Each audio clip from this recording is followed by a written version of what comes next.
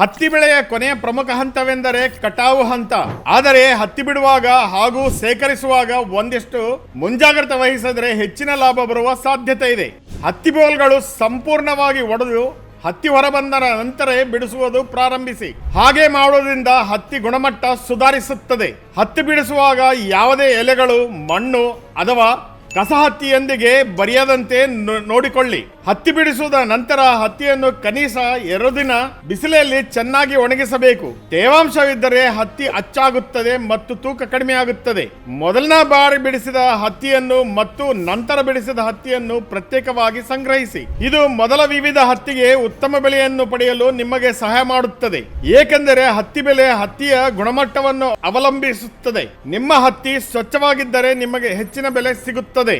ಬೆಂಬಲ ಬೆಲೆಗಿಂತ ಕಡಿಮೆ ಬೆಲೆ ಎಂದಿಗೂ ಮಾರಾಟ ಮಾಡಬೇಡಿ. ಸ್ಥಳೀಯ ಮಾರ್ಕೆಟ್ಗಳಲ್ಲಿ ಮತ್ತು ಇತರ ಮಾರ್ಕೆಟ್ಗಳಲ್ಲಿ ಬೆಲೆಯನ್ನು ಹೋಲಿಕೆ ಮಾಡಿ ಕಷ್ಟವೊಂದೇ ಅಲ್ಲ, ಬುದ್ಧಿವಂತಕ್ಕೆ ಮಾರಾಟ ಮಾಡುವುದರಿಂದ ಮಾತ್ರ ಲಾಭ ಗಳಿಸಬಹುದು. ಮಾರ್ಕೆಟ್ ಎಲ್ಲಿ ಬೆಳೆಗಳನ್ನು ತಿಳಿಯಲು ನಮ್ಮ ಚಾನೆಲ್ಗೆ ಹೀಗೆ ಸಬ್ಸ್ಕ್ರೈಬ್ ಮಾಡಿ.